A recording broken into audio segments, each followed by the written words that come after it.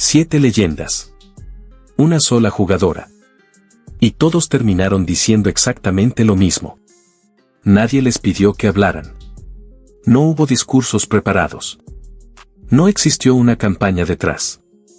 Simplemente vieron jugar a Caitlin Clark, y su instinto competitivo no les permitió quedarse callados. Kevin Garnett jamás regala elogios. Nunca. 21 años destruyendo en la NBA con una intensidad que incluso hacía temblar a sus propios compañeros. Si no estabas a su nivel, él se encargaba de hacértelo sentir. Por eso, cuando puso a Clark entre sus 2 jugadores favoritos para ver en todo el básquet profesional, no solo en la WNBA, el mensaje cayó como una bomba. Porque Garnett no hablaba de récords, ni de audiencia, ni de marketing. Hablaba de sensaciones. De ese instinto imposible de enseñar. Del pase que nadie vio venir. De esa pausa que congela a una defensora justo antes del primer paso. Utilizó una palabra muy específica: dirigir. Controlar todo. Leer el juego antes que cualquiera. Ese tipo de vocabulario pertenece a Isaiah Thomas. A Gary Payton. Y viniendo de un hombre que convivió con los mejores armadores de la historia, eso no fue un cumplido cualquiera. Y cuando empezaron los golpes contra Clark, las faltas duras, los silbatazos tardíos, aquel impacto de Chandy Carter que explotó en internet, Garnett tampoco dudó. No lo llamó juego sucio. Lo llamó miedo. Porque cuando los rivales cruzan la línea para detenerte, eso significa algo muy distinto. Significa que les preocupas de verdad. Él lo sabe mejor que nadie.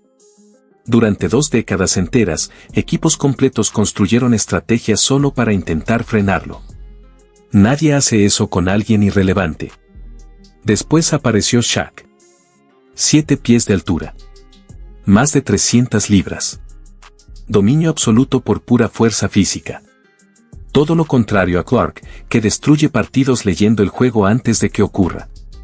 No tienen nada en común. Y precisamente por eso sus palabras pesaron todavía más. Shaquille O'Neal nunca ha sido políticamente correcto. No filtra opiniones para quedar bien con nadie. Dice exactamente lo que piensa, como solo pueden hacerlo las leyendas gigantescas que ya no le deben nada a nadie. Así que cuando Clark anotó 49 puntos contra Michigan, rompió el récord histórico de anotación femenina universitaria y siguió avanzando hasta superar incluso la marca total de Pete Maravich en la NCAA. Shaq ni siquiera buscó una frase elegante. Simplemente lo soltó. La mejor jugadora universitaria de todos los tiempos. Punto final. Sin debates. Sin excusas. Sin asteriscos. Charles Barkley reaccionó de inmediato, porque claro que lo hizo. Sacó nombres enormes: Maya Moore, Cheryl Miller, Diana Taurasi. Campeonas. Jugadoras que dominaron épocas completas. Leyendas con títulos que Clark jamás consiguió en la universidad. Y sí, el argumento tenía sentido. Barkley lo defendió bastante bien. Pero Shaq no retrocedió ni un centímetro. Y eso es precisamente lo que vuelve todo esto tan impactante. Porque ese reconocimiento no vino de alguien que juega parecido a Clark. Vino del jugador más dominante físicamente de toda una generación. Un hombre que construyó su legado únicamente con tamaño, fuerza y poder absoluto, levantando la voz para reconocer la grandeza de alguien que no depende de nada de eso. Ese tipo de respeto solo aparece cuando el talento es imposible de negar. Ahora hablemos de Barkley. La voz más compleja de toda esta conversación, y para entenderlo hay que ver el panorama completo. Sí, Barkley contradijo a Shaq. Y siendo honestos, históricamente tenía argumentos sólidos. Maya Moore ganó 2 campeonatos nacionales y antes de la llegada de Clark muchos la consideraban la jugadora universitaria más completa de todos los tiempos. Cheryl Miller cambió el deporte para siempre. Diana Taurasi conectó la grandeza universitaria con la profesional de una manera que la carrera colegial de Clark, por sí sola, todavía no alcanza. Barkley no estaba inventando nada. Tenía razón. Pero al mismo tiempo, también fue el miembro del Salón de la Fama que más fuerte defendió lo que Caitlin Clark representa para el básquet femenino actual. Lo dijo sin rodeos, las jugadoras de la WNBA que rechazaron su llegada estaban actuando con mezquindad. Fueron sus propias palabras. Porque Clark llevó vuelos privados. Audiencia nacional. Atención mediática. Patrocinios. Dinero. Exposición. Todo lo que la liga necesitaba desesperadamente desde hace años. Y para Berkeley, la reacción lógica de quienes se beneficiaron de eso debía ser agradecimiento, no resentimiento.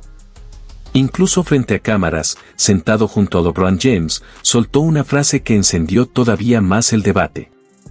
Dijo que muchas jugadoras deberían agradecerle directamente a Clark por lo que hizo por la liga. Que convertirla en un blanco constante, en lugar de aprovecharla como embajadora del crecimiento de la WNBA, era un error enorme de las mismas personas que más necesitaban que ella triunfara. Y aquí es donde Berkeley se vuelve la voz más honesta intelectualmente de toda esta lista. Porque puede decirte que Clark no es la mejor jugadora universitaria femenina de todos los tiempos y explicarte exactamente por qué. Pero en la misma conversación también puede afirmar que la resistencia de la liga hacia ella ha sido pequeña, egoísta y completamente ignorante de la historia. Las dos cosas al mismo tiempo. Sin exagerar. Sin acomodar el discurso para quedar bien con nadie. El mismo miembro del Salón de la Fama que más la defiende, también es el que más se niega a inflar artificialmente su legado. Y esa combinación es muchísimo más rara de lo que parece. Después apareció Magic Johnson, y ahí fue cuando toda la conversación cambió de nivel. Magic no evitó la comparación. No intentó esquivarla. La aceptó por completo, y luego agregó el detalle que hizo que todo cobrara un peso histórico real. Porque Magic no estaba observando a Clark desde afuera. Él vivió exactamente lo mismo. Cuando él y Larry Bird llegaron a la NBA en 1979, los veteranos no les dieron la bienvenida con sonrisas. Los pusieron a prueba. Los golpearon. Los atacaron constantemente. Tuvieron que soportar esa hostilidad específica que aparece cuando los jugadores establecidos sienten que una nueva estrella, más famosa, más mediática y más celebrada, está recibiendo demasiado antes de ganárselo. Magic Johnson vio algo en Caitlin Clark que le resultó demasiado familiar. Dijo que ella estaba viviendo exactamente lo mismo que él y Larry Bird vivieron al llegar a la NBA, ser las figuras más populares antes de convertirse en los mejores jugadores. Y eso, según Magic, siempre provoca resistencia. Los veteranos te prueban. Te golpean. Te hacen sentir que todavía no perteneces ahí. Pero también fue honesto. Dijo que la popularidad no reemplaza la grandeza. Que Clark todavía debía cerrar la distancia entre su impacto cultural y el nivel dominante de figuras como Aja Wilson, Breanna Stewart y Napheesa Collier. Y la única forma de lograrlo era jugando y evolucionando dentro de la cancha. Después apareció Isaiah Thomas, uno de los mejores armadores de la historia.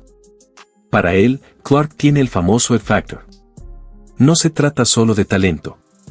Se trata de controlar el ritmo del juego y obligar a todos a jugar bajo tus condiciones. Incluso Brandon Soar, ex asistente de los Pistons, aseguró que el movimiento sin balón de Clark y su manera de atacar saliendo de pantalla supera incluso a muchos salones de la fama que él mismo entrenó. Eso fue lo que Isaiah Thomas vio como la verdadera diferencia en Caitlin Clark. No solo el tiro. No solo la visión de juego. Sino la capacidad de destruir una defensa incluso sin tocar el balón. Obligar a todos a reaccionar a su presencia. Una jugada contra Connecticut Sun en 2024 lo mostró perfectamente. Kelsey Mitchell atacó en pick and roll mientras Clark corría entre pantallas por el lado débil. No buscaba el pase de inmediato. Buscaba mover a la defensa. En cuanto dos defensoras colapsaron hacia la pintura, Clark apareció sola en el codo izquierdo. Recibió, acomodó los pies y lanzó antes de que alguien pudiera reaccionar. Exactamente eso era el famoso X Factor del que hablaba Thomas. Después Shaq volvió a intervenir, pero esta vez habló de algo todavía más aterrador, 0,43 segundos. Ese es el tiempo que tarda Clark en soltar el balón al lanzar. Y cuando Steph Curry dijo que su mecánica era casi idéntica a la de él, todo tomó otra dimensión. Porque en 0,43 segundos, el tiro ya salió antes de que la defensa siquiera procese lo que está pasando. Nadie pudo ignorarlo. Garnett vio miedo disfrazado de agresividad. Shaq reconoció un tiro imposible de defender. Berkeley vio a una jugadora cambiando por completo el futuro de la WNBA. Magic Johnson vio reflejada su propia historia en ella. Isaiah Thomas encontró la cualidad más rara en una armadora, controlar el juego incluso sin tocar el balón. 7 leyendas. 7 formas distintas de entender el básquet. Y todas llegaron a la misma conclusión: Caitlin Clark es auténtica grandeza. No es hype. Es el propio juego reconociéndola.